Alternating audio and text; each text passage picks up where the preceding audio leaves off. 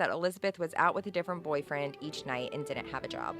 So like, okay. Well, we've all been there. It's like 2019 for you. That was literally 2019 for me.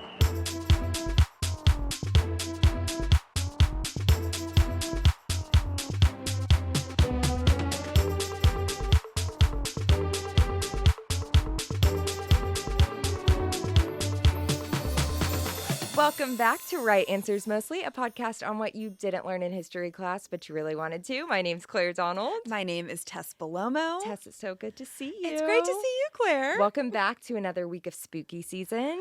And like really the start of spooky season. Yeah, like Candace is so warm. Like she could not be spooky to me in the slightest. No, and like we didn't try to make that. No. Like she wasn't in on the spooky season, but it was a one-off episode. Exactly. It was the start of October. Thank God it's October. I would say probably the most universally loved month of the year. It's hopeful. It really is hopeful. Isn't it like a month of just like, it's the end of summer. Do you see the heat wave, by the way? It's coming? Yes. So starting this end of this week into next, it's going to be high of like 87 in Santa Monica. No. So to say it's the end of summer, we'll put that lightly. Yeah, not for us. But it still feels like there is something in the air where you can kind of like realign. I agree. Readjust. I agree. Let go of things that aren't serving you. And we have seen that. And we have seen that very clearly. And what a gorgeous thing. And we love that. I watched Practical Magic last night. I still have never seen Practical Magic all the way through. I feel like you're really going to love it. It's like I was actually thinking of you last night because it's like a matriarch family. Love. It's sisterhood. It's like women that have been shamed their entire lives for centuries.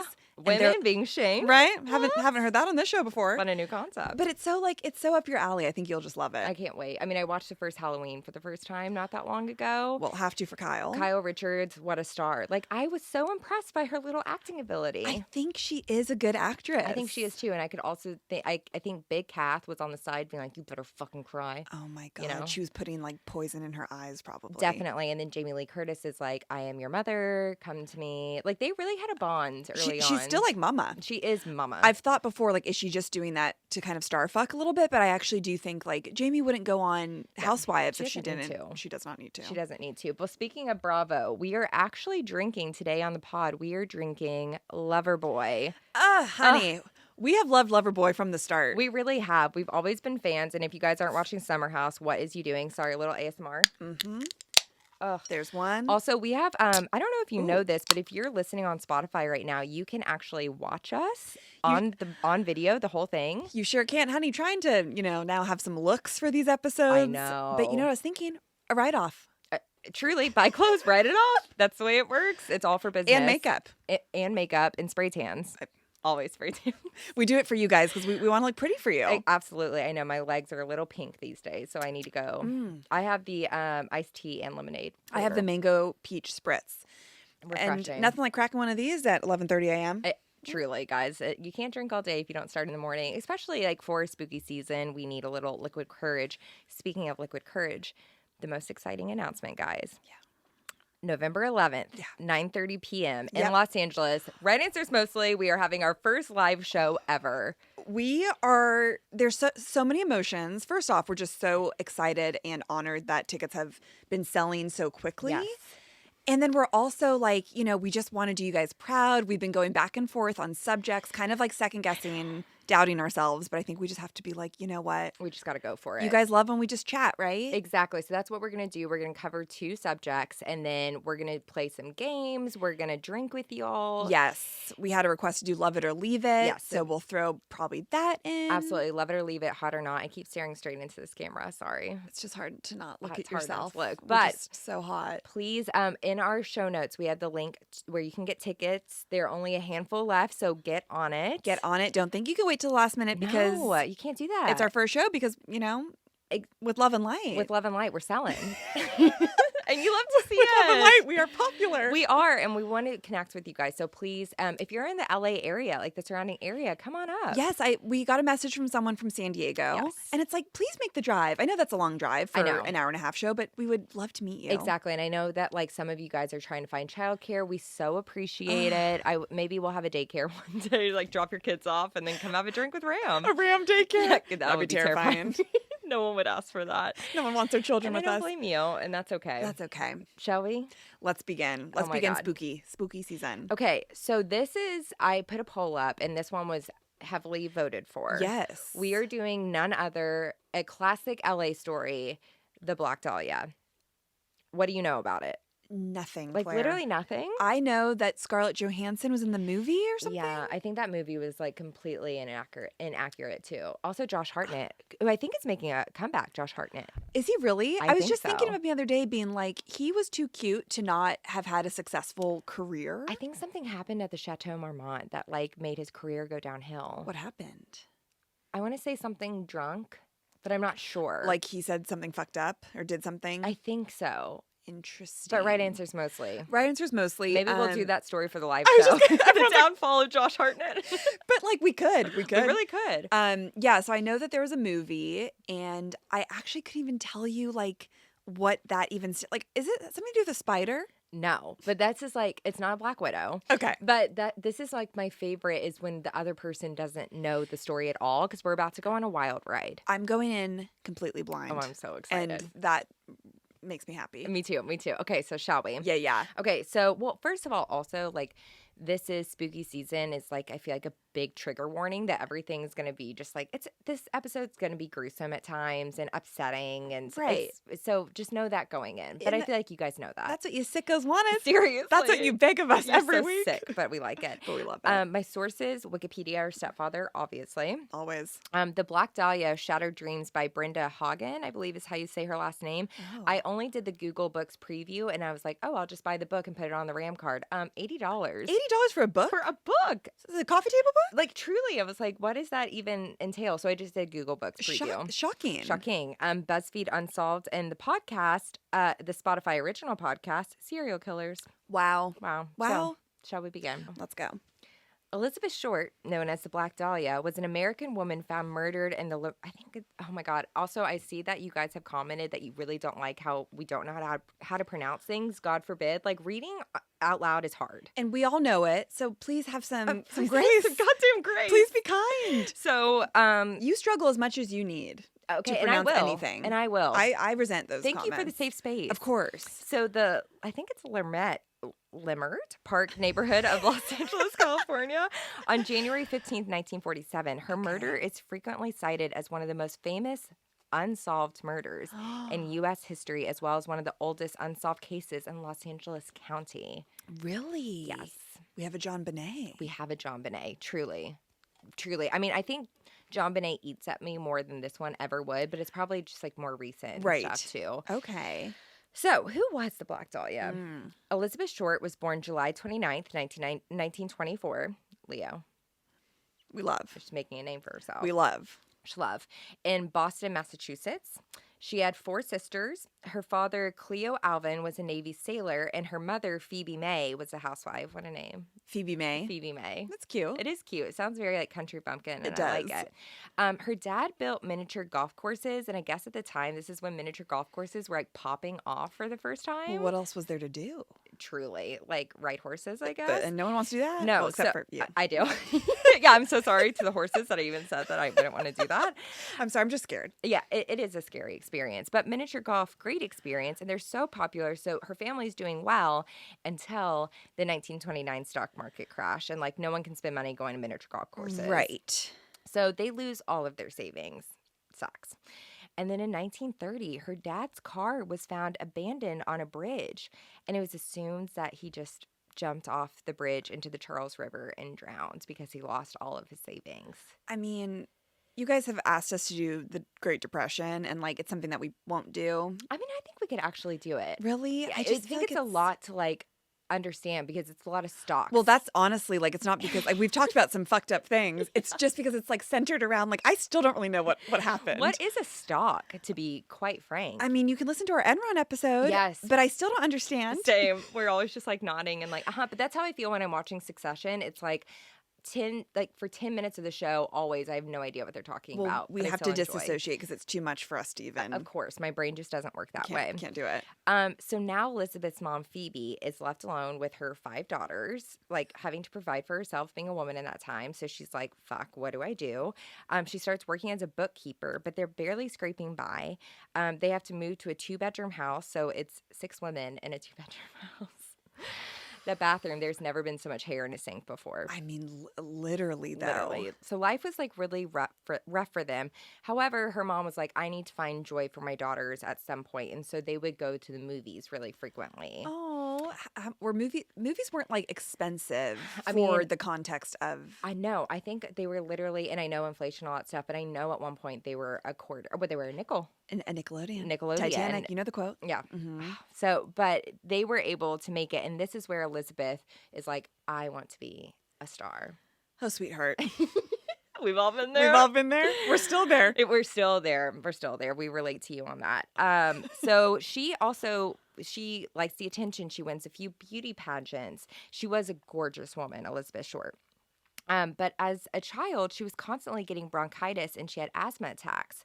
So at age 15, the doctors were like, oh, she had to get lung surgery. Oh, my God. Super intense. And then the doctors were like, okay, listen, you need to periodically live in a milder climate to recover. So like the winters in Boston are not going to do it for you.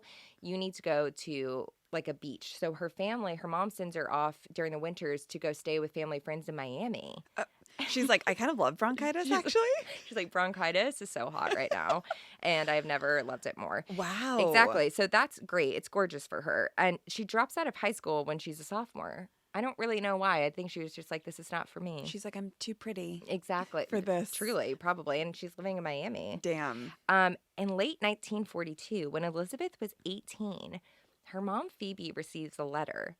And it's a letter from her husband, from Elizabeth's dad, saying he is alive and apologizing. He was like, hey, so sorry, I'm actually not dead, but I just was like freaking out about everything, and I started a new life in California. He staged his death? He just disappeared. He disappeared from plain sight, didn't tell anyone, let everyone think, let her mom do all of that stuff to have to provide for their whole family. And then he's like, I'm so sorry. I love you. Will you take me back? You know, ladies, raise the bar. You know what we're going to say? Raise the fucking bar. Some things are unforgivable, and that might be one of them. Do not paint your red flag screen. No, that is actually unforgivable. I mean, it's psychotic, too. Can you imagine getting that letter from a man, your husband that you think is dead for 12 years? You have mourned it. And he's remarried and has another family? He does not have. I'm just making up his whole story. I'm just making it worse. He's like, he had 7 children. Oh, so he didn't. No, he just like left town, went to California to start fresh. I mean, what a coward. What a coward. Like, so horrible. How do you live with yourself? Oh, God. Does she get back together with him? No. Thank God. Phoebe is like, fuck you. But Elizabeth is like, wait, my dad's living in California? Oh, God. Let's have some boundaries. Well, she was like, he lives in California. That's great weather. It's going to be great for my bronchitis. She's like, who cares that he abandoned me? Truly. And she's like, movie stars live in California, so I'm going to go live with my dad. Oh, God. So she moves to Viejo, California. She's like, it's not Hollywood, but it's closer. And she lives with her father, whom she had not seen since age 6. It had been 12 years. How awkward. Like, Ew. I just can't. It makes me sick. Like, it makes me. Do you even remember someone when you're like 6 and then you also like they abandon you? So you probably have some trauma. And it's also like in that time, it's not like you have a ton of pictures and videos. So you probably like don't even really remember that person. Then you just feel like you're interacting with like a strange man. No, you couldn't pay me. No, not us. You're talking to the wrong girls. Yeah. The wrong girls, but she wanted to do it. So she moves out there. It immediately doesn't go well. They end up getting in arguments all the time because he expected when she moved in to become a maid. Basically, he was like, yeah, you can move into my house if you cook and clean for me. Yeah. Weren't we just talking about this on an episode? Oh, with Sunny and Cher. With Cher. He's like, you can move into my house if you're my house cleaner. She's like, sure. It's crazy. Well, Elizabeth was not like, sure. Elizabeth was like, I'm in California. I'm going to go out with guys every night. I'm going to go out and be young, wild, and free. As she should. Yeah. And she's like, I'm not going to even clean up after myself. And so her dad, Cleo, was like, you need to get out. Then he kicks her out. Right. I mean, there's some level of respect, you know? Yeah. But I think he was just mad that she was like a woman and not cleaning, to be completely honest. Yeah. Gross. You know, I always like want to time travel. And then this story in particular, I'm like, I'm so glad I was not a woman in the 40s. Or really like a woman until like. Or really like anyone but a white man. Yeah, you're not seeing like the respect that we sometimes see now. The respect is missing. Yeah. So she's drifting around Southern California, and eventually Elizabeth lands in Santa Barbara, Schlove. And she is going to live with one of her girlfriends. Okay. Platonic girlfriends. And her girlfriend lived with a soldier. So the gals always went out drinking with the soldiers. And they were rowdy. Hey, sailor. Hey, sailor. Okay. Elizabeth was a rowdy gal in a great way, in a normal way. Oh, that's fun. So they had like a little group of guys. Yeah. Probably everyone was hooking up with each other. Of course. So they go out to drink one night and they get a little too rowdy. And then the police come in and arrest them. And Elizabeth gets arrested because she was 19, so she was drinking underage. When did the 21... We talked about this in Prohibition. Yeah, fuck. But at first I thought there was like 18 was a drinking age, but then I think it got moved to 21. So this was in the 40s? This was in the 40s. Okay, so maybe after it was 18 then Prohibition. Yeah, they got maybe like that's what it was. Stricter? Yeah, I bet that's what it was. Right answers mostly. Yeah, you know. So they actually send her back to Massachusetts because she was underage, living alone, drinking. Oh. Which is so crazy. So the authorities send her to Massachusetts, and she was like, my heart belongs in Florida. So she goes back to Miami. She's a Florida gal. She is a Florida gal. She's a beach gal. And then when she was in Florida, she met Major Matthew Michael Gordon Jr., and they have a romance. But it was brief because he was about to be deployed. But they were falling in love, writing letters to each other. Okay. And then he proposes in the letter, and she says yes. Which is like, this is such a different time, like to barely know someone. Propose in a letter? I'd be so pissed. That's like today, like proposing via text, don't you think? It is. And I know it's like different time. Also, like going off to war, like. Never knowing when you're going to see someone again, let alone if they have been brutally killed. Not to be dramatic, but I dropped Corey off at the airport for Ireland for a week, and I was like, I could never do it for war. I was like. No, also No, it's too dark. But like the thoughts you have sometimes of just of death and losing people. It's crazy. Well, he ended up dying. The guy that she said yes. And then he died in a plane crash on August 10th, 1945. And I just wrote, war sucks. War sucks. And you heard it here first. Did she have a ring? I don't think so because he proposed through a letter. Damn. I know. That's too bad. So what's a girl to do but go back to California, and this time to Los Angeles? Of course, Hollywood is calling. It always is. And so she gets a job as a waitress. And the last 6 months of her life, she's couch surfing. She's low on cash. She would move constantly between hotels, apartments, boarding houses in LA. Just like you at the beginning. Yeah, totally. Just like me. I mean, I did live in a hotel. I know. I always can't get over and it. I was low on cash, so we're not too dissimilar. The Black Dahlia and me. But from November to November 13th to December 15th, she lived in a small 2-bedroom apartment behind the Florentine Gardens nightclub on Hollywood Boulevard. And it was a very famous like supper, dinner, dance club. It seemed so fun. Chic. And she lived there with 8 other young women, cocktail waitress, dancers, and other out-of-towners who hoped to break into showbiz. Oh, right. And they paid $1 a day for bunk beds and a couple feet of closet space. I didn't do the calculator. I'm so sorry. But I'm sure. $1. What now, like maybe 50? Yeah. 75? Like, wow. But a day. I don't know. To live in a bunk bed, like, no, thank you. To share a room with anyone. Yeah, and especially like 8 other women. Oof. Elizabeth didn't really have close friends, male or female. She was like kind of a drifter, and she would just hang out with random people every night. One of her old roommates told the LA Times after her death that Elizabeth was out with a different boyfriend each night and didn't have a job. Which I'm like, okay. Well, we've all been there. It's like 2019 for you. That was literally 2019 for me.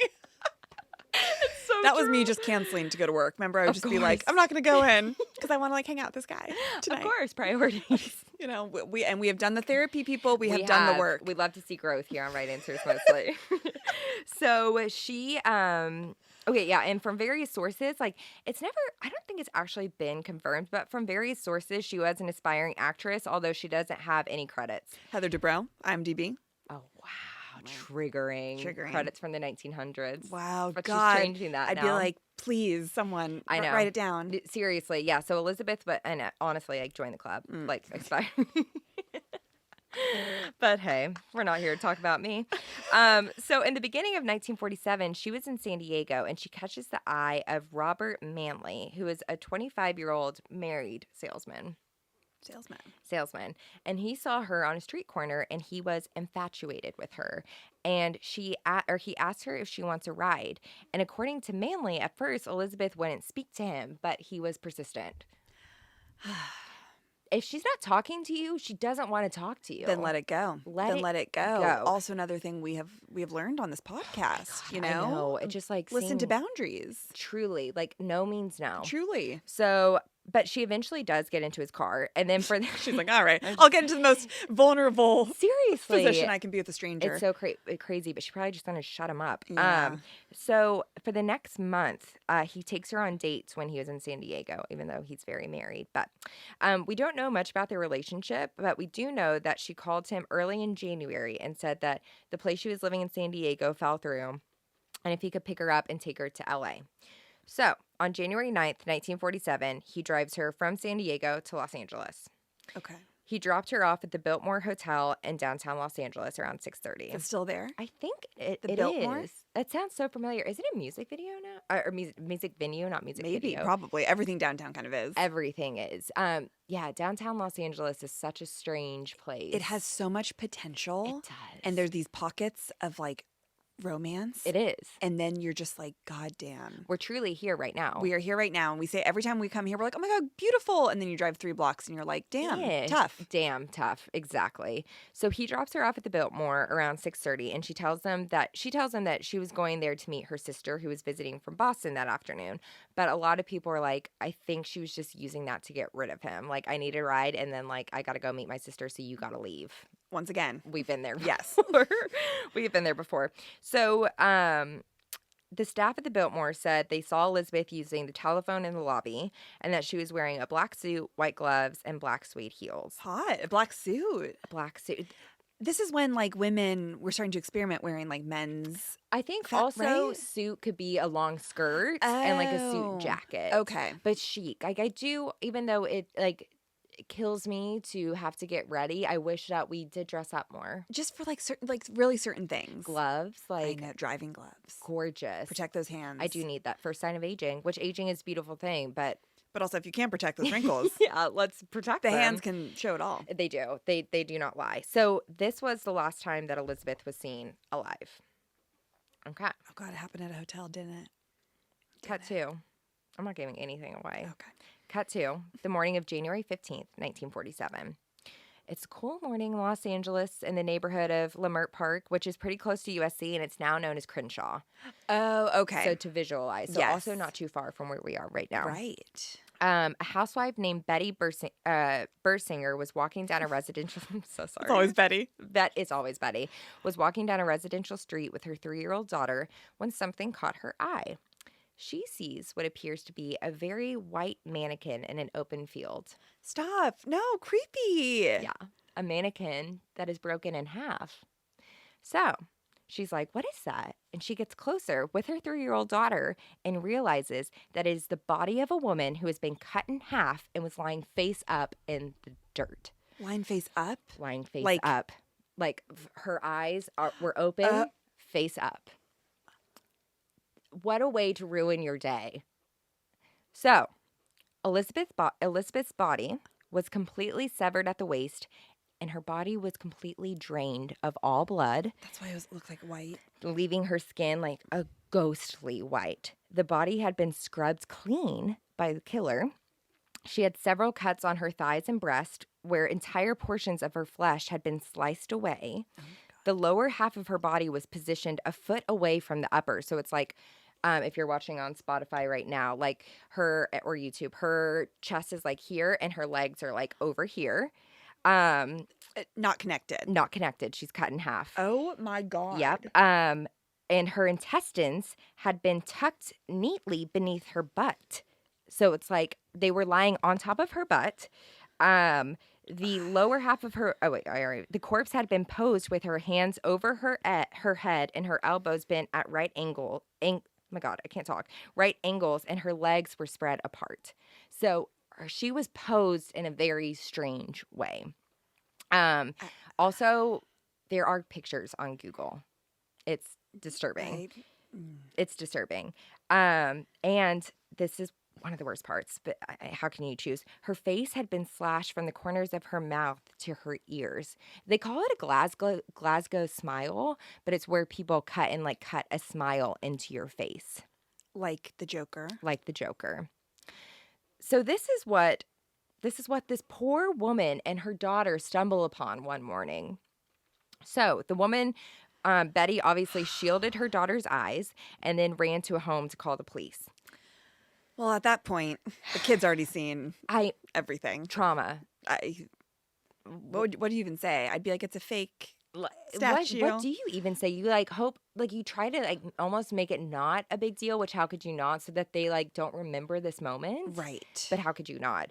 So before the police even arrived, reporters made it to the scene and started taking tons of pictures of the crime scene, newspaper reporters. 2 detectives were assigned to the case, and by the time they arrived at the crime scene, it was swarming with reporters and gawkers who were carelessly trampling the evidence. It's like JonBenet. We see this time and time again, and you'd think that you would learn from this, right? I know. Of no touchy. But especially in the 40s, they had no idea. They didn't even have a concept of what DNA evidence is. I mean, we didn't even until the 90s. Even in the 90s, it's so much different than what it is now. Exactly. So everyone was stepping on everything, taking pictures, and it's also so sick. Don't get close. Why would you want to get close? How could you even get close? Well, people want to. It's true.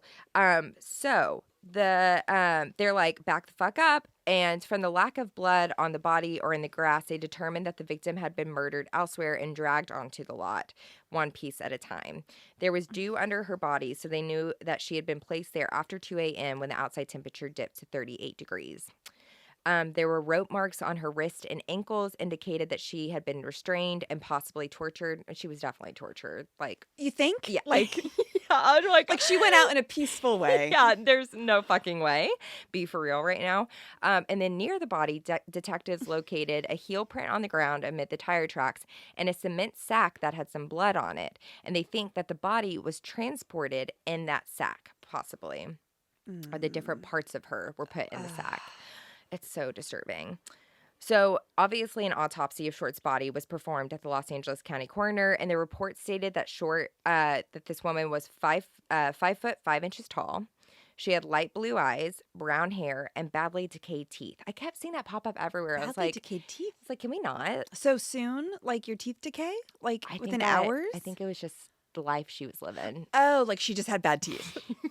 She didn't have good dental hygiene. No, she did not. I see. Which is remember that when you're trying to decide if you should brush your teeth or not. What did they use for toothpaste back in the day?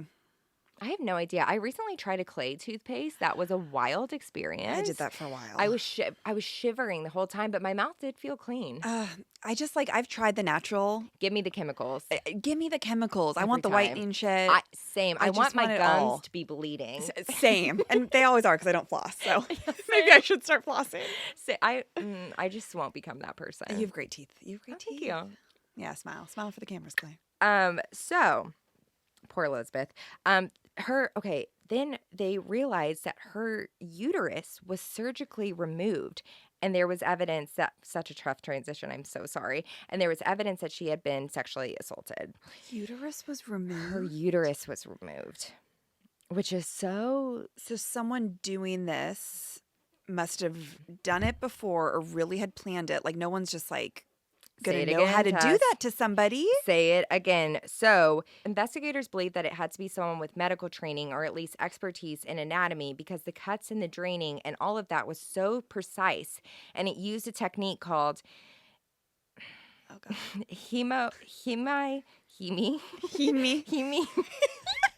hemicorporectomy.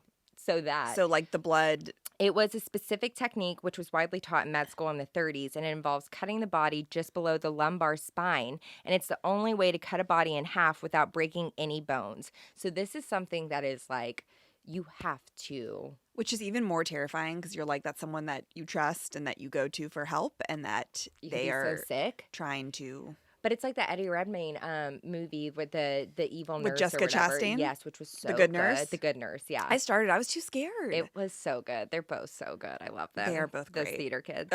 Literally. Ultimate. So they are like, oh, also the cause of death was determined to be hemorrhaging from the lacerations to her face. And so nothing else did it? And from blows to the head.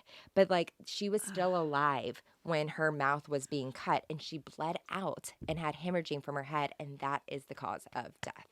And that is so horrifying.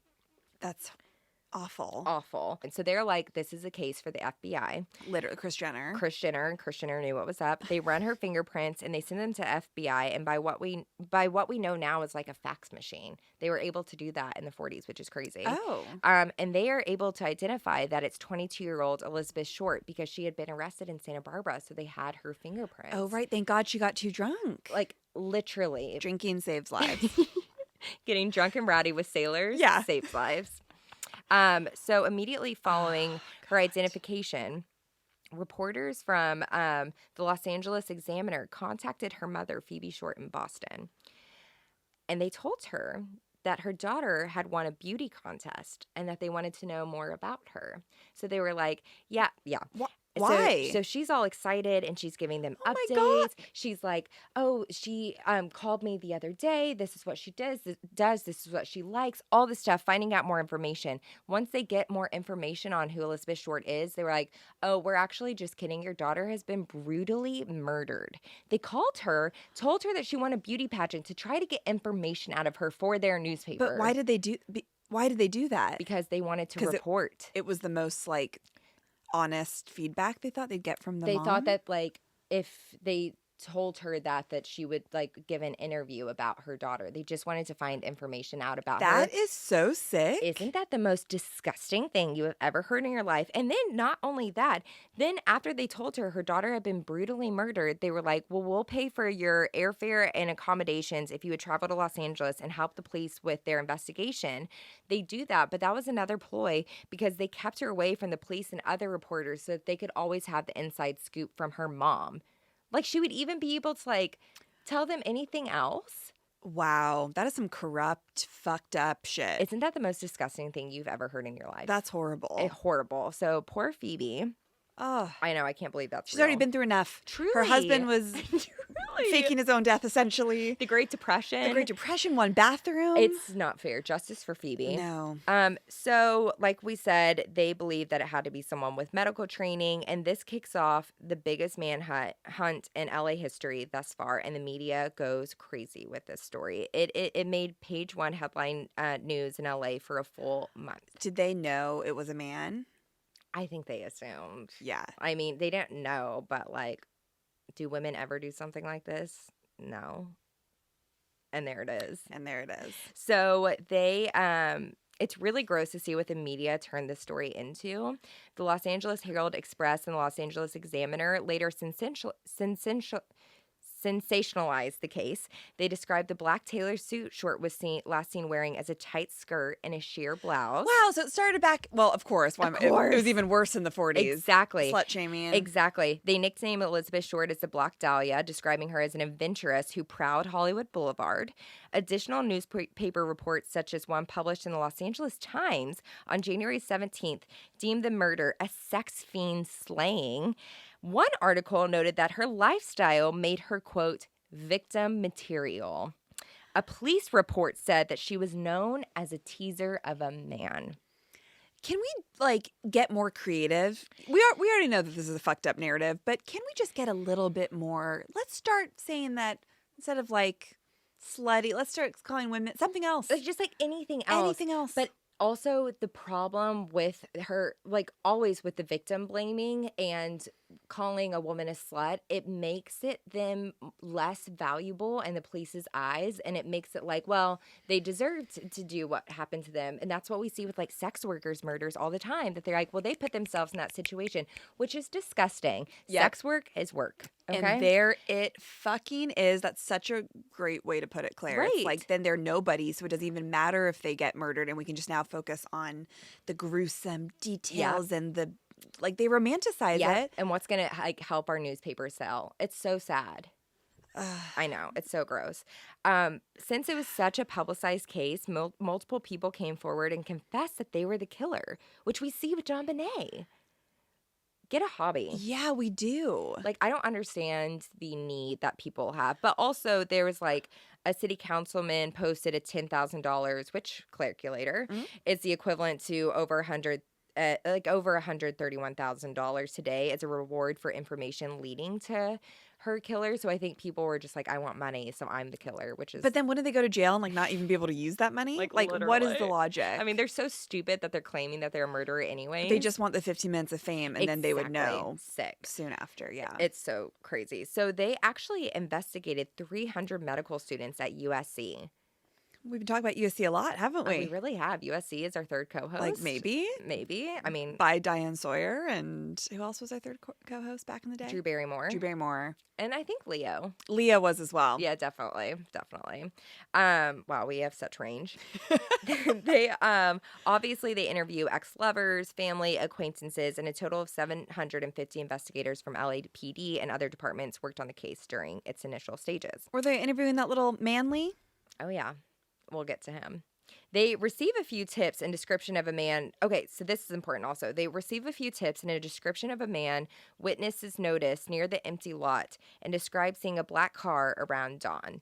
So someone at one point saw a man hanging out near the lot she was found in and a black car. Okay, black car, black suit. Yep. Black Dahlia. Black Dahlia. Wow. Investigators tracked down Cleo Short, her dad, who was living 3 miles from the dirt lot. He told them he hadn't heard from his daughter in 3 years, and he apparently 3 years. Yeah, I guess it had because been she had 3 years. moved Yeah, I was back. like, Okay, huh?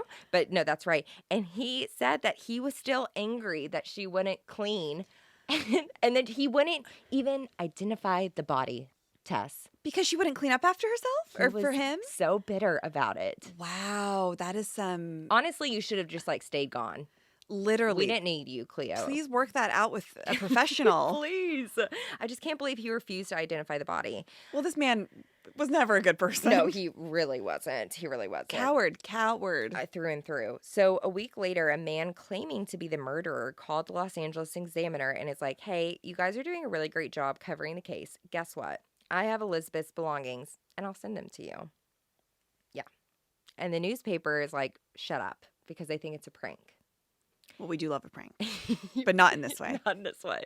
Like, you have to be diligent, or not, what's the word? You have to, I don't know, you have to have some class. You have to know when it goes too far. Exactly. Like, remember when we were prank calling all those boys on that Ojai trip? If you get a strange phone call, it wasn't us. But we had to plan it out to make sure it wouldn't hurt anybody. Of course. You just have to do that. Right. So, but on January 24th, 9 days after her murder, a suspicious manila envelope was discovered addressed to the Los Angeles Examiner and other Los Angeles papers. There was a note using cutout letters from a magazine, and it was mostly like collage. Someone likes to collage. Like, this is my dream board. It like mainly didn't make sense, but it included the phrase "Heaven is here," and the envelopes contained Elizabeth's birth certificate, business cards, photographs, names written on a piece of paper, and her address book with 75 men in the address book, and some pages had been ripped out. We love it, honey. You keep those men in your address book. Rack it up. Rack that shit up. So that's crazy to get. Business cards. I wonder what her business cards looked like. Like I actress? think it was other people's business Oh, cards. I thought it was hers. I was like, good for her. She's really hustling in L.A. Not quite. Okay. But the packet had been carefully cleaned with gasoline, which led police to believe the suspect had been disinfected by her killer. And even though they used gasoline to clean the packet, several partial fingerprints were lifted from the envelope and sent to the FBI for testing. However, the prints were compromised in transit and thus could not be properly analyzed. Damn it. I know. There's so much stuff about this case that I'm like... So someone had gone into her house or these things that she had with her that night? She probably had them on her. It's probably all in her purse. Actually, I don't know about the birth certificate. I'm like, who actually knows where the birth certificate is? Maybe back in the day, like, that was a little bit more valuable. That's so true. Like now, you can, like, have it on your phone or... And also when you right? Or like you can like have a pic. I don't know. When's anyone ever asking you for your birth certificate? I guess.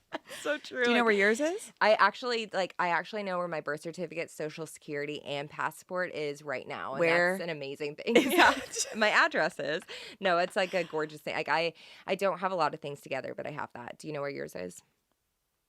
Is it with Dib? It's with my mom. Yeah. That's nice. But don't come for her. Yeah. I've compromised her safety. For your birth certificate. People need her birth certificate. Yeah, it's with my mommy. Yeah, but that's all the a good safe stuff. place to be. That's where I would keep mine if I was closer. Truly. So eventually 13 letters would be sent to the police and press, taunting them as the investigation unfolded, and mainly signing the Black Dahlia Avenger. Avenger. That kind of seems losery. I mean, this whole thing. Like, just say Black Dahlia. That'd be better than. It's it. They reach out and chat with all the 75 men that were in the address book, but everyone mainly had the same story of like, we went on a date once and then we never really talked again. Like, she truly was. She was in her drifter. 20s. She was having the time of her life. She was in California. What else are you going to do? Right. So it was all pretty innocent. And but the address book had the name Mark Hansen engraved on gold font. And we'll get to Mark in a second. So she engraved. So I don't know if it was his address book that she like took and then used as her Right. own. Because why would she engrave it with someone else's with his name? name. No, it had to be his originally. So Robert Manley, who was one of the last people to see her alive, who dropped her off 6 days before her body showed up, was an obvious suspect. Oh, yeah, it seems a little predatory. Truly, the fact that he like would not leave her alone. Yeah. So they interrogate him, and he's like, yeah, I was with her. She did seem fidgety when I left her. Like, she seemed nervous that night. She probably just wanted to get away from him. Yeah, because she was around you. Yeah, exactly. But he's like, I promise that I had nothing to do with it. And he willingly takes 2 polygraph tests, and he passes both of them. So they're like, okay, you can go. Even though, like, I don't know how accurate those are. I think back in the day, they didn't have as much, so they would kind of. They didn't have anything They were more else. valid than now, right? I know. 'Cause isn't that, you can't even use that in a I case, don't know. right? I mean, Vanity Fair still uses it. Which we love those interviews. There was not a Dream interview, actually. No, I think I'd panic. It's so tense. Like the Kourtney and Khloe Kardashian one is so tense. When it's literally like, do you love your sister? Courtney just looks over at Chloe and she's like, maybe. Give or take. Depends on the day. Yes. And the lie detector guy is like, that is true. Scary. It is scary. But so they let him go. Like that was it for him. You can train yourself too. Well, that's the thing. I think like sociopaths can like truly, and also mine Always would be calm. Yeah, mine would be off the charts because I'm an anxious person. Same. And if someone's giving me eye contact and even asking me like, did you really eat that for breakfast? Like, I'm going to go bright red. Absolutely. And flush. cry. Yeah. No, I would be convicted immediately. At one point, the police talked to Elizabeth's on and off again friend, sometimes roommate, Ann Toth, and Ann points investigators to Mark Hansen. Mark Hansen was the name on the contact. So, who is Mark? Mark Hansen was a wealthy local nightclub and theater owner and a Danish millionaire. Oh, well, no wonder that she had his address book. No Keep wonder. that shit close. And Keep it close. He's like murders her. You listening, ladies? Keep that shit close. But no, we love a millionaire. No, of course. Love a millionaire. He was the one that owned the Florentine Gardens, which was the club that Elizabeth lived behind, and he owns the house that Elizabeth lived with all the other cocktail waitresses and was renting a room. Okay. So one of the reasons why Ann Toth told officers to look into Mark was because he was absolutely obsessed with with Elizabeth. He would forbid her to bring any other men to the house.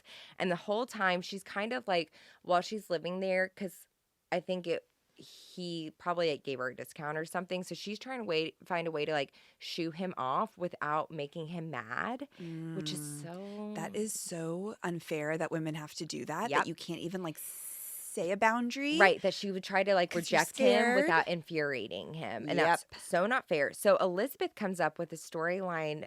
She thought that this would be the way to get him disinterested, that she was a virgin, and that only made him want her more. Yeah. So to avoid any conflict with Mark, she would have her guy friends drop her off about a block away. But then Mark found out about that and was so pissed at her, and he doesn't speak to her for several days. And then things come to a head in early November when he's like, hey, I'm obsessed with you. I love you. I want only you. And I think she was like, fine, And then he brings home another woman. So she's like, well, what the fuck then was all of that? He's trying to like make her jealous. I think he's just like a douche. weirdo. Like, yeah. I think he's a douche. Like, we see this with all the men. They're like, I want you and 17 other people. We sure do. So they, like, conflict comes to a head. He evicts her. And then when police question Hansen about all of this, he was like, oh, no, I was, like, never interested in her. Like, I never thought she was hot or, like, anything like that. God. Yeah. So he completely is like, that's all made up, which is not. Crazy. And he tells easily provable lies, like that he didn't speak to her after he evicted her, but they had a phone call where he was like, you can actually come back and live. Which I guess they had phone records back then, but then it was to a payphone. There's so many questions I still have about the past. Same. Maps are my biggest question. How did anyone get anywhere? Like, to find a specific address is just well, I mean, we did that growing up with like MapQuest. MapQuest. I feel like we have to bring up MapQuest once every 3 months. Because you also know that we have so many Rammies that do not even know what that is. Y'all, it was... I mean, I wasn't driving, but torture, I imagine, for the drivers. Printing out directions. So unsafe. So unsafe. Like, maps in general are so unsafe. Like, you're driving and reading. Oh, my God. Crazy. So Mark actually does have an alibi and witnesses to back him up. He said when the murder occurred, he was at a movie theater opening in Long Beach, and then he went to a business associate's house in Redondo Beach till 3 a.m, which wouldn't give him enough 3 in the time. morning? Yeah. What were you doing? Partying till the break of dawn. Mm-hmm. Probably a lot of coke. Drugs, baby. Which it wouldn't give him enough time to get back to LA, kill Elizabeth, and then dispose of her body in the way that it was, and then get away. So it knocks him down the suspect list, and police never search his property or his vehicle for blood or evidence, and the case just moves on from him. Which I'm like, even if he has an alibi and people back it up, like, let's search a little bit. God, this is what we saw in the OJ case too. Yeah, this is literally your job. If it's like a successful sort of like higher up like man, a lot of the times I feel like detectives are like, he's good. He's fine. It's fine. He said so. Like, what, is he going to lie? Yes. Oh, that's disappointing. Yeah. So further reports about Elizabeth's personal life were publicized, including details about her alleged declining of Hansen's sexual advances. So somehow it's getting out there that, like, this millionaire was coming on to her and she didn't want anything to do with it. And additionally, a stripper who was an acquaintance of Elizabeth told police that she liked to get guys worked up over her, but then she'd leave them hanging dry. That's, once again, we've seen that story. That's such an easy thing to pull out of your back pocket. Yeah, and also, like she was a tease. Well, what's the fucking problem with flirting? Exactly. A tease is like the worst thing you can be as a woman. Isn't that so fucked up? Which is so crazy. It's I know. like, that's your prerogative. And, like, have you ever heard of boundaries? They're a beautiful thing. Get used to them. And so this led some reporters and detectives to look into the possibility that Short was a lesbian. Oh. And like, can you imagine? She's like, she denied the advance of a millionaire so man. she has to be a lesbian. She has to be gay. Oh, God, it's so sad. So they began questioning employees and patrons of gay bars in Los Angeles. This claim, however, remained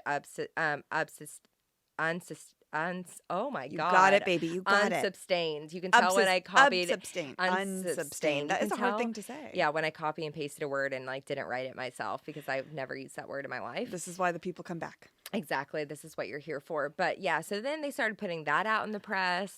The people at the gay bars are like, we have other like bigger issues to deal with. Truly, like our basic rights. Not having rights. Yes, but truly. Hey, have fun with this little case.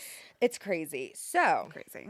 There are other theories about like I saw a theory that Mark was involved with this bellboy at a hotel, and that they were involved with the mob, and that he killed Elizabeth because he knew. I should have wrote this down.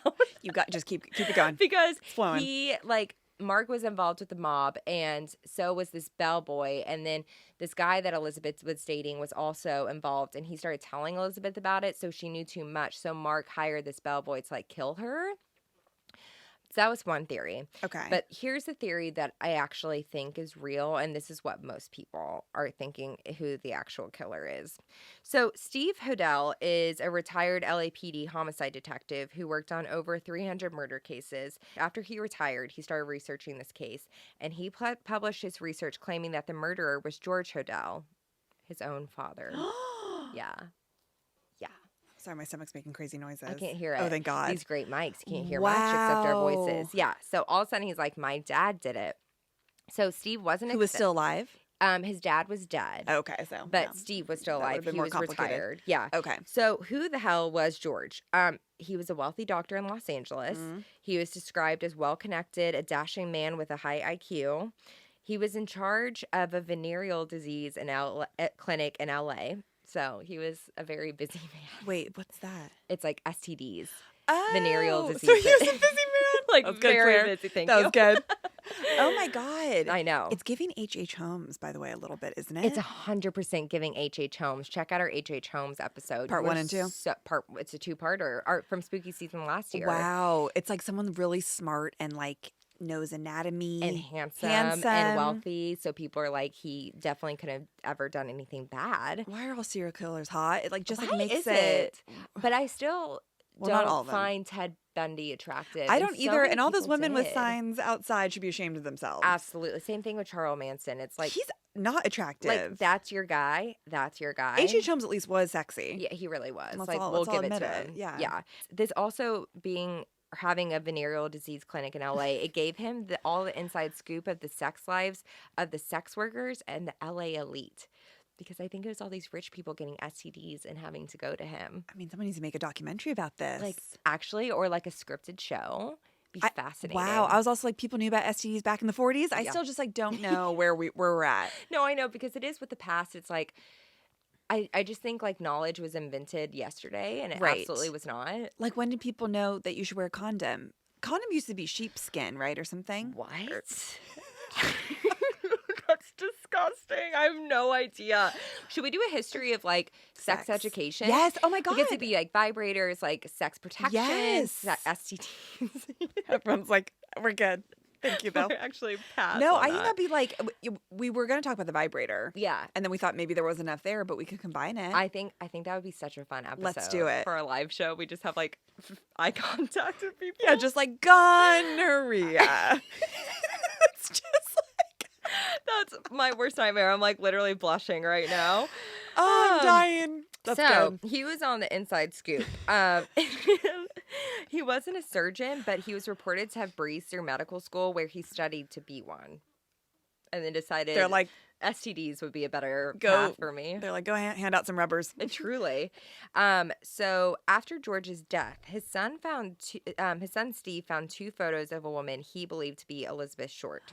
However, it's never been confirmed to be her. And I think I saw it on the BuzzFeed unsolved thing that's on YouTube, and like I don't really think it looked that much like her. Like, it was a gorgeous woman, and so is Elizabeth Short, but like I don't know, pictures were more blurry back then. I guess you could look different. Yeah, like he took it of her, Or like I think he had it as like safekeeping. Prior to the Dahlia case, George Hodel was suspected but not charged in the death of his secretary, Ruth Spalding. Oh, Yeah. He's already suspected for a murder. yeah, that's usually how it goes. If It's they can like- do one, they can do another one. Yeah, and I'm sorry, like, you never want to be suspected of one murder in your life. No, Like, one try to keep that off. off your off the resume. bucket list. Yeah. So Steve began investigating, coming to believe that his dad had a romantic relationship with Elizabeth, and that they had actually been spotted together at a hotel in downtown Los Angeles. But he wasn't in the address book. I don't think so. I didn't find that he was in the address book, but a few pages were ripped out of the address book. I don't know if I said that. Yeah, you did. I wonder why. So, I mean, maybe George's name was on Oh, there. right, yeah. Who knows? So, which is like so obvious. So obvious.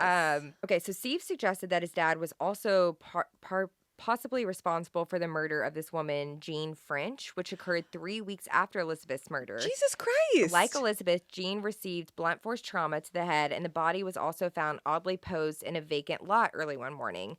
French's body had the letters BD written in red lipstick on her body, which could stand for the Black Dahlia. Like, how could it not be associated? And it's the exact same thing. And I think he just thinks that his dad also, well, yeah, if his dad did Black Dahlia, then his dad did that too. Like, that has to be the same person. That's crazy. Especially because I could also be like it being a freak who is like just trying to replicate it, but you have to have that skill. Right, not everyone can do that so No. casually. Exactly. So the notes allegedly sent by the killer after the murder, like to the police station, it matched George Hodel's handwriting, according to an expert handwriting person. But I do have to clarify that expert handwriting person was hired by Steve.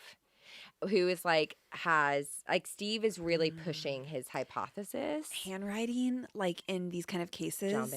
John Bonet. I mean, it's just so fascinating. I'm just... Because also, how can you trust the person that's interpreting it, too? Like, who are they hired by and what are their motives? I think it's like the same thing with lip reading that I'm just like... It could be any... Like, yeah. Like, I feel like your guess is honestly as good as ours. Yeah. But I don't really know anything about it. Damn. So evidence was found. Oh, this is crazy. Evidence was found that George Hodel had 50-pound sacks of concrete sent to his home for remodeling on January 9th, 1947, the last day Elizabeth was seen alive and 6 days before her body showed up. And if you remember, what was found at the crime scene was an empty concrete sack with some blood on it. So why wasn't he convicted? There's even more. So George drove a black 1936 Picard that looks, I've never heard of that car before, that looks similar to the description of the black car that had been seen at dawn on the empty lot where Elizabeth's body was found. Steve, George's son, his research pointed out similarities on how Elizabeth's body was found.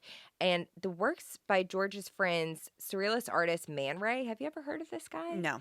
Literally me either. But Elizabeth's arms were posed above her head, which is very similar to one of his photographs. And the slits on her mouth could have been inspired by one of his paintings that have like slits all over a body. And according to Steve, George, his dad, idolized Man Ray and wanted to be an artist himself. So he thinks it's like an attempt. But the problem with all of this for me, it's all adding up. But I'm also like, I don't know. It seems like his son is like, but it could be. Like, it could be that he was inspired by him. Not like you think the son is reaching? I don't think his son is reaching, but I think it's just hard to have concrete evidence if everything is like, well, it could be a picture of her. Well, he could be inspired by him. If the photo like doesn't really match, that is the one thing where it's like, let's not do that with this kind of case. Yeah, I just there just is like not as much concrete stuff yet to me.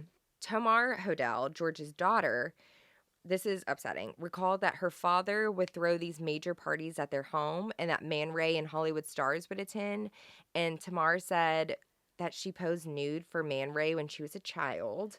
And then she ran away from home in 1949 and reported her father to the police, telling them that he had tried to teach her about oral sex at the age of 11 and that he had offered her to his friends for sex when she was 14. Oh, my God. And that George himself had raped her. So whether he was the murderer in this case or not, he's a disgusting person. And I will say, like, I think if you can be that disgusting, like, you could kill a person. 100% agree. Yeah. So he was a terrible guy no matter what it was. And to me, I'm like, well, that backs it up more. George was ultimately acquitted of incest charges after other family members testified that Tamar was lying. But however, they could have been motivated to do so because George was supporting his whole family financially. Right. And that poor girl. Oh, my God. That poor girl. Also, I saw that he raped her when she was 14 and she moved somewhere and then had a baby at 15. And it's not confirmed, but it is. Jesus.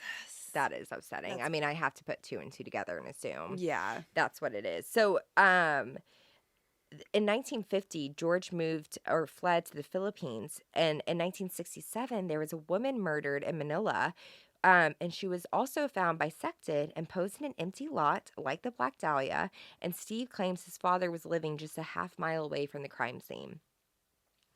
Okay. So this is like all this stuff, yes, like, that I'm like putting it together too. Like, yeah, this all makes sense. Cut to 2012, Steve Hodel visited his childhood home with a production crew. Oh. To me, I'm like, why are we here all of a sudden? Yeah, see, that's why I'm like kind of like, Steve, what are your motives? He's a little here? starfuckery. Yes, about his dad being a murderer, which is so sick. Right, like that's what you want, your legacy even to... But I can't even imagine he grew up in like a safe childhood home. Right, he's trying to clearly figure out some things. This is him working through trauma. Right. So a production crew, a former police officer, and a search dog that picked up the scent of human decomposition in multiple locations on the property. And the dog did pick it up. From after all those years? So, because a forensic... Dogs are wild. We've said it before. Dogs They're the save heroes lives. of this podcast. They are the heroes of this world. It's true. Justice for dogs. Literally. So a forensic anthropologist who helped pioneer chemical analysis of human decomposition, can you even imagine? Woo! Said What a that life. What gets you there? That I do not know. That would be a wild person to interview. He said that it doesn't technically mean that remains are located where the search dog picked up the scent because the markers the dog detects can move by being like carried by water or other forces over the years. However, he analyzed the soil sample himself and found that it was positive for human remains. However, the sample indicated a death anywhere it could be from 20 to 100 years ago. Damn, that's crazy. How do we have this technology? But I'm like, if we're saying all this stuff and then there's human remains at his house that are being detected. Right, let's all come together. Right? And make sense of this, which is so obvious. Right. So after hearing about this, the George Hodel theory, LA Times reporter Steve Lopez went to the Los Angeles DA and was granted access to case files and grand jury documents. And in these files, he found a photo of George Hodel listing him as one of 21 suspects. So he was a suspect. I forgot about that. So they were on him as all of this was happening. It was also revealed in notes from 1949, a grand jury report, that investigators had wiretapped Hodel's home without him knowing and had listened to him for 40 days. One recorded conversation of him with an unidentified visitor said, quote, "Supposing I did kill the Black Dahlia. They couldn't prove it now. They can't talk to my secretary because she's dead. They thought there was something fishy. Anyway, now they may have figured it out. Killed her. Maybe I did kill my secretary." So that's there. So No normal person talks like that. no one would ever say, so maybe I did. Like, imagine if I just had that casually in conversation. Like, there was something going around in LA and I was like, maybe I did kill them. I would. Like, never speak to me again. No, I would be like, what is wrong with you? You're sick. You'd call the police. It's crazy. So, another transcript describes what may have been the sound of another woman being attacked in a house basement. And the investigation into Hodel's possible ties to Short was shut down abruptly in 1950, with one of the lead investigators stating that the recordings taken from Hodel's home eliminated him as a suspect. What? Why? What? Well, Steve claimed his father, via his occupation, had knowledge about corruption in the LAPD and their ties to the prostitution and abortion rings that the police. Yeah, and so the police were covering up for Hodel. I was waiting for something like this. Of course, it's always corruption. Always corruption, honey. And it's so fucking frustrating because, like, how are we supposed to get anything done? No, when people have these little secrets and everyone's trying to protect each other because they're getting money. It's money. It's money, and everyone is covering. It's money and people doing really gross things. Well, isn't that that's it's so all much of the it. police politics? Yeah, truly, business, police politics. it's all nasty. In there. It's Yeah. all connected. So there was a transcript of him of George Hodel saying, quote, "This is the best payoff I've seen between law enforcement agencies. I'd like to get a connection in the DA's office." The tapes were lost. Right. They just happened to get burned somehow. But the transcripts were there. Well, we love a transcript. We love a transcript. So 48 hours did an investigation, and according to them, the LAPD admits that much of the physical evidence from the Black Dahlia case is not with the files, and it's unclear where it is or why it would be missing. I think we know. God, so do you think every murder could be solved, but the ones that aren't solved are stuff like this, where someone knows something, but there is like a level of... What do we not know? Yeah. There's so much. I'm like... What do we not know with John Bonet? What do we not know with John Bonet? What do we not know that's happening, like, in the government? I know. I don't want to go down. I know. You can't go there. But it's there. But it's there. It's so upsetting. George Hodel returned from the Philippines in 1990, and he died in 1991 at the age of 91. And oh, damn, he lived a long time. He really did. It's always the bad people that do, isn't it? I know. It's really frustrating. So on the BuzzFeed video, the legacy of all this, where does this all go? On the BuzzFeed video, they said that in 1954, doctors gave Manley, I forgot what his name is. The guy who dropped her off. Manley. They gave him, because they still hadn't figured it out. I said with quotes. Yeah. They gave him pentothal, which at one point was thought to be a truth drug that they thought would induce honesty, which is so crazy. So witchy of them. It's so Mean Girl. Like, kind of love it. I do too. Be like, speak. Who would I? Oh God. Oh, who would you give truth serum Kris to? Jenner. Out of everyone that we've done? Out of everyone in the world. I feel like she must know so much shit. About like everyone that we're curious about too. Yes, exactly. She would definitely be one of them. Out of everyone we covered, definitely I think Kris Jenner. What about you? Just because I'm thinking like spooky season, like maybe Yeah. Amanda Knox. Because I'm like, what the fuck did you see? Or John Bonet's dad. Oh, right, John Bonet's dad, What were we definitely. even thinking? Oh my I'm God, I'm so sorry. We got distracted. I We know. definitely give it to John Bonet's dad. I know. But like besides spooky, I mean, God rest her soul if she were still alive, Princess Diana. Oh my gosh. I mean, I feel like we started with Diana in her own words. We started getting some stuff. I know. But like, she would have so many secrets about the royals. I know, like what they really forced her to do about the queen. Also, what was in the serum that they like thought that it induced honesty? Scary. It's like I mean, is that kind of drugs. alcohol in a Yeah, way? it's so like get someone wasted and they'll true. pretty much tell you everything you need to know. What do they say? Drunken minds speak sober hearts. Something like that. They sure do, Claire. Wow. My mom used to say it to me all the time in college because I'd be like, I got into a fight with like someone and they said this, and and I was like, but I think they were just drunk, and she'd be like, no, Tess, drunken words are sober thoughts. There it is. Sometimes. And there it is. I think I think it varies. Like I think also when you're drunk, you can just be. I mean, your brain is being ridiculous. poisoned, so sometimes it's like, who knows what's going to come out of you? Give or take, you know. So they question him about the case and they find him innocent, but he died on January 9th, 1986 after an accidental fall in his apartment. He died exactly 39 years to the day that he last saw Elizabeth Short alive. Do you How think crazy he is that? threw himself down the stairs? I don't know. Like, as much as I'm like, yeah, it was George Hodel, but I'm like, but also, do we know? Do we know? Do we know? Like, this case is so old. And as I was doing my research, I expected there to be more. Yeah. You know? Yeah, I mean, like, it seemed like it was kind of shut down Yeah. in a lot of ways. And then there also just wasn't that much. Like, you can't go back and, like, they didn't have, like, a lot of things, like, forensic. Forensic. There we go. Yep.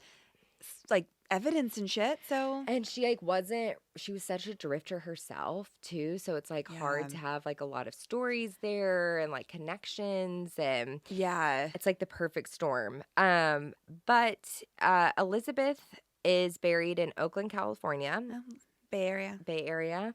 Her mother. Why? I don't know. Like she never even She liked the beach. Put Where's- that woman by the beach. put her in Miami. Like, literally. That's like where I feel like she was safest. I agree. Her mother Phoebe moved to Oakland to be near her daughter's grave. She found that poor Oh, woman, my God. Phoebe May. Oh my God. Bless your sweet, sweetheart. Truly. And Phoebe returned to the East Coast in the 70s, where she lived into her 90s and died in 1992. This is interesting, though. On February 2nd, 1947, just 2 weeks after Short's murder, Republican State Assemblyman C. Donfield was prompted by the case to introduce a bill calling for the formation of a sex offender registry. And the Oh. state of California would become the first U.S. state to make the registration of sex offenders mandatory. Hey, California, you really show up in a lot of ways that we love. Truly, always being the pioneer. Like I California and know. Colorado, we love you. I know. You guys are good. You guys have been good to us with weed, Yes. reproductive rights. Exactly. Wasn't it legal for gay marriage in those states before? Yeah, I think state by state. I we're can't believe in top our 3. lifetime that became legal. We are so behind in so many things. It's actually crazy to think And about. it is wild. It is. But hey, at least something good could come from that. That's true. And that is the case of the Black Dahlia. Wow. What a Ooh. weird one for me, honestly, to be quite frank with you guys. How'd you feel? Why do you feel? I don't. Why do you feel the way you feel? I What do you feel mean? like I don't know. Do you wish there was more resolution? I think I wish there was more resolution. I feel like it's all kind of just because it's an older, like, cold case. There's just so much, like, I feel like someone threw papers in the air and you're just trying to, like, grab things and you're like, I can't find what I need. Right. You know? Well, yeah. I mean, I feel like it's just like a frustrating It case is. because you're like, we probably know It is crazy. this poor woman, how brutally gruesome it was. Truly. And then just to make her into this slutty character that deserved it because of she was having a good time. That's what, like, every It's single wild. one of her friends, I say in quotes again, were always like, yeah, but she was with a different guy every night. Who the So fuck sue cares? her. Oh, so she should get murdered? Yeah, seriously, it's crazy. It's crazy to me. And it makes me sad because she already lived such a tough life and she was just trying to find her place. And I think she wanted stardom Yeah. by being an actress. And it's like, in the worst way possible, she did. Man, that's so true. It's just like the way that her body was found is so gruesome and terrible. And it's just so crazy that it's still an open case. But no one's ever going to solve that now because everyone's dead. Right. But like, I think, everyone can make their own. I mean, let's like make sure that George Hodel is always on our shit list now. Literally. What a piece of shit.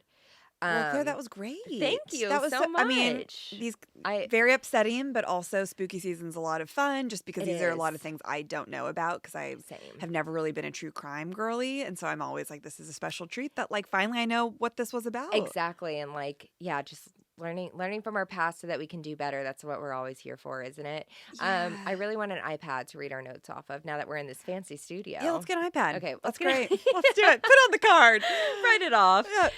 Well, we will have merch soon. We will have merch soon. I know we keep saying that. Exciting. We are going to have a special guest on next week that's taking us through a story we will both be on, and it will be the same format, just with our special guest Shannon. So look out for that. And I think you should go ahead and announce what you're going to do. Oh my God. Okay. Yes. Oh, should I? Yeah, I think you should. So you kids have been asking. We are going to do the one, the only Amelia Earhart. We got an email this morning from someone specifically requesting Amelia. We have gotten so many DMs, and it's perfect for spooky season because it's unsolved and, of course, one of the greatest mysteries of all time. I think it's going to be so good. You always love the aviation stories. Truly, the Malaysia flight popped off. That did pop off. God. And it always is you. That episode I like hated when I did it, and now like I have a special place in my heart for it. It was like drenched in sweat sort of like situation when you're just like, I don't know what any of this means. It's so hard hosting. But yeah, we're gonna do Amelia. We're gonna have Shannon, our guest, is going to do something very disturbing. I can't wait because I had never heard about this case until until you guys were texting about it. So gross and crazy and like kind of an interesting study in psychology of how we think about women doing this versus men, something we have talked about a lot on this show that's more normalized for men. I can't wait. It's going to be great. Spooky season's always a nice time. October, you thrive. We love you. We love you, October.